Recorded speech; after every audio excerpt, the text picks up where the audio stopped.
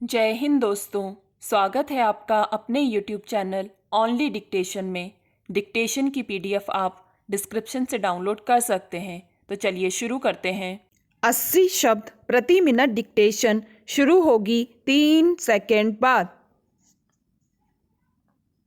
यह निष्कर्ष कि उच्चतम न्यायालय अचानक सक्रिय हुआ है सच्चाई से दूर ले जाता है, क्योंकि न्यायालय कोई रातों रात सक्रिय होने वाली जगह नहीं है। श्री रेड्डी के समय से ही सामाजिक न्याय के अंतर्गत तकनीकी न्याय व्यवस्था को छोड़कर न्याय को किस तरह से सर्वसुलभ बनाया जाए इत्यादि मुद्दों पर उच्चतम न्यायालय सक्रिय हो उठा था।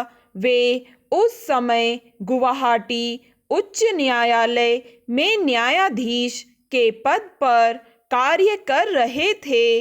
अपने उस कार्यकाल के दौरान उनसे कुछ कामगारों ने पत्र लिखकर शिकायत की थी कि उन्हें मजदूरी के दौरान महज 2 रुपये मिलते हैं। उन्होंने इन पत्रों को रिट याचिका मानकर सरकार को यह आदेश दिया था कि मजदूरों को न्यूनतम 20 रुपये मजदूरी दी जाए। सरकार ने नवीनतम आदेश को स्वीकार कर लिया था। इसके बाद दूसरी पद्धति जो बाद में विकसित हुई थी, उसके बारे में श्री रेड्डी का कहना था कि हमें आंख खोलकर न्याय करना चाहिए। आज जो दुर्बल, गरीब और साधनहीन असहाय व्यक्ति हैं, उन्हें न्याय प्रणाली के अंदर व्यापक और सामाजिक न्याय दिलाने का हमें प्रयास करना चाहिए।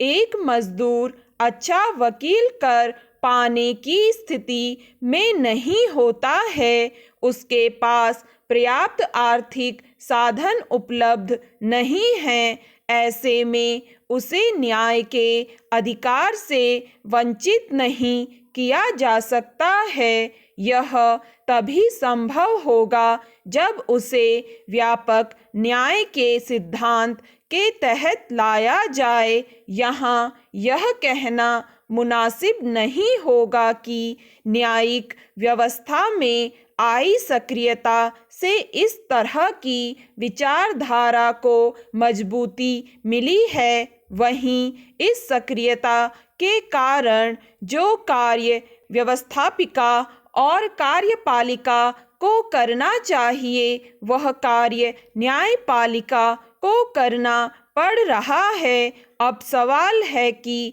यह काम न्यायपालिका को करना चाहिए अथवा नहीं। न्यायपालिका का कार्य न्याय दिलाना है, न कि कानून बनाना।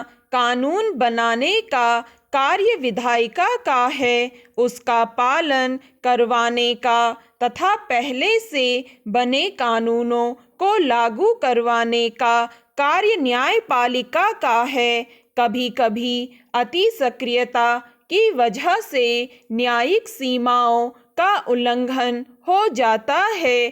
बाबरी मस्जिद के मुद्दे पर संविधान के अनुच्छेद 356 के तहत 4 राज्यों की सरकारें बर्खास्त की जा चुकी थी। जब यह मामला उच्चतम न्यायालय में पहुंचा तो उसने 4 राज्यों की सरकार को बर्खास्त करने का निर्णय उचित ठहराया, जबकि धर्मनिरपेक्षता के विषय में कुछ भी कहने से उसने इनकार कर दिया, जिससे न्यायिक संतुलन डामाडोल होता नजर आया। ऐसा नहीं है कि यह सब जानबूझकर किया गया है, जबकि सच तो यह है कि ऐसा अनजाने में ही हुआ है।